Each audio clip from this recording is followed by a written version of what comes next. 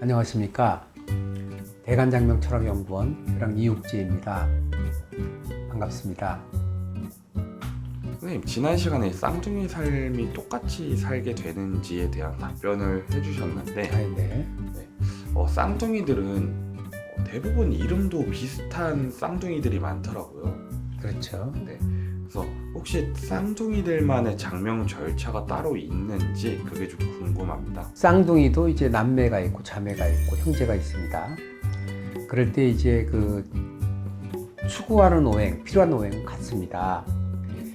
쌍둥이에 대한 연구를 많이 하신 분들이 쌍둥이 사주를 보는 운세를 뽑는 여러 가지 연구에 놓은 그런 내용을 제가 보고 나름대로 연구를 해봤지만 결국 사주의 내용이 동일하다는 걸 제가 검증을 통해서 이제 알게 되었는데, 이름의 방향이 같으니까 한 글자를 같이 써서 지어주는 것이 바람직합니다.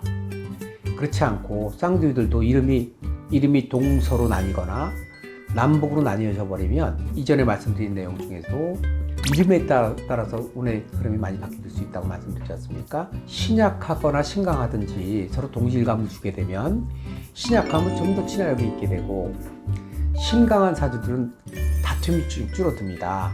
왜냐면 누가 봐도 형제 같은, 자매 같은, 남매 같은 이름이거든요.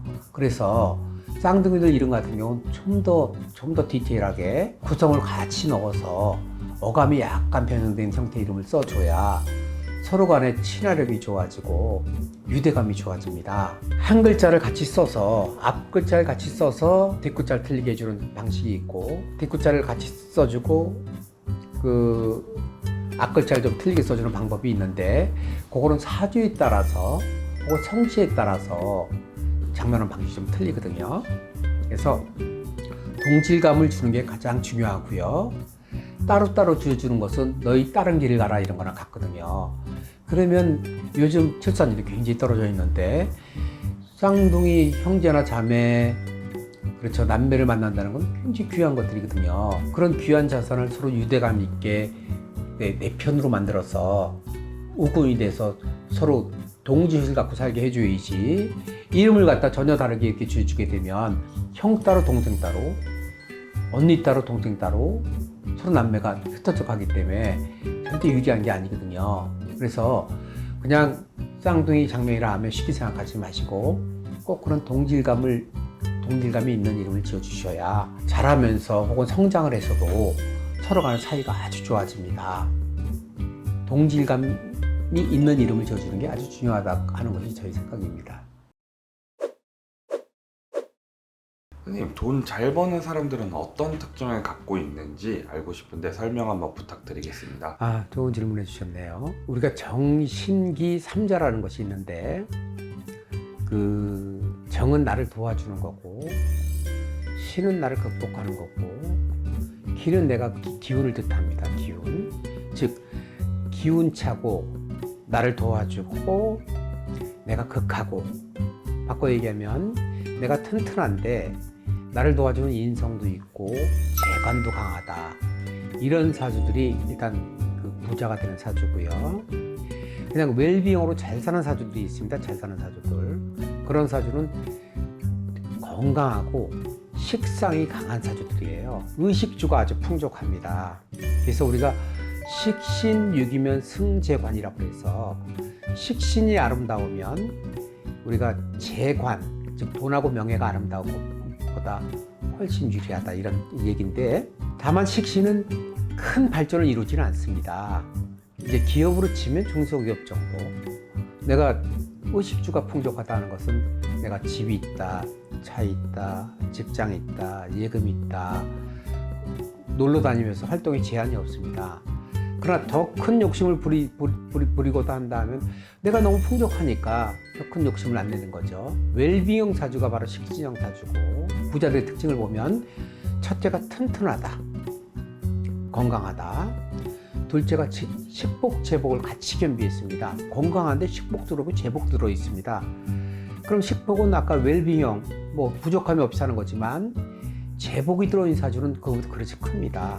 우리가 그룹을 이루죠. 기업이 그룹을 이루는 것처럼 땅이 나오고 빌딩이 나오고 이런 사주들이 재성의 유무입니다. 그래서 부자 사주는 아주 쉽습니다.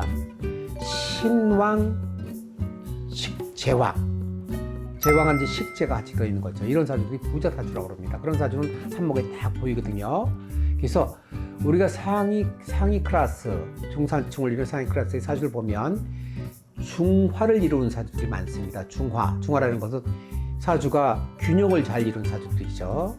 그런 사주들이 보통 보면 정치계라든지 기업이라든지 혹은 상위 그룹의 직업군, 전문직 직업군에 보면 중화된 사주가 많고, 신왕 제왕 사주의 운까지 아주 좋게 흐른다면 큰 부를 이루는 사주고, 신왕 제왕의 그 운의 흐름이 기복이 좀 있다, 좋았다 나빴다 기복이 있다면 이제 중소기업 정도로 이렇게 이루는 사주고, 운이 좀 약하다 하면 그 신왕 제왕 사주는 운이 약해도 자기 기본은 갖고 있거든요. 다만 빌딩이 매칭 빌딩이냐, 뭐 어디에 있느냐, 강남에 있느냐, 저 지방에 있느냐, 이런 차이거든요. 그래서 일단 부자로 태어난다 하면 신왕제왕을 타고 태어나는 게 좋고, 운까지 들어가면 금상첨화다. 그래서 그 재성의 유무에 따라서 이 사람은 100억대 부자다, 이 사람은 1000억대 부자다. 또 운에 따라서 그게 좀 더 배가 될 수 있거든요. 이 사람은 평생 10억 정도 맞추고 간다. 그럼 반대로 부자가 안 되는 사주들이 있습니다. 그런 사주는 신왕한 사주, 바른 사주입니다. 바른. 재가 없고 그냥 바르고 모범생 냄새가 나는 사주죠. 그런 사주는 돈에 연연하지 않거든요. 자기 사주가 내 부자 사주일까 할 때 먼저 내가 튼튼한가 먼저 보시고, 식재가 잘 들어있나, 식복 제복이 잘 구성되어 있다 하면 내가 부자 사주구나 이렇게 볼 수 있고, 식복만 잘 들어있어도 내가 의식이 걱정 없다. 그런데 이제 식복은 없는데 제복만 크다 그러면 그건 복이 약간 작아지는 겁니다. 예를 들어 내가 그 15층 빌딩이 있다 그러면 강남에 있느냐 조금 지방에 있느냐 그런 차이가 있겠죠. 신왕 제왕한 사주가 그렇죠. 돈도 잘 벌고 부자 사주고, 또 그런 사람들이 사람 관계도 잘합니다. 매너도 좋고 약속도 잘 지키고, 잘 베풀 줄 알고, 이런 특징이 있습니다. 이제 선생님께서 말씀 주신 특징은 건강하고 식복 제복이 있는 사람들, 그리고 신앙하고 제왕한 사주적 특징이 있다. 알겠습니다. 선생님, 오늘도 좋은 답변 감사합니다. 감사합니다. 저희 대성TV를 시청해 주시고 구독, 좋아요 눌러주시는 많은 분들께 감사의 말씀 드리고, 구독, 좋아요는 좋은 영상 제작에 큰 힘이 됩니다. 감사합니다.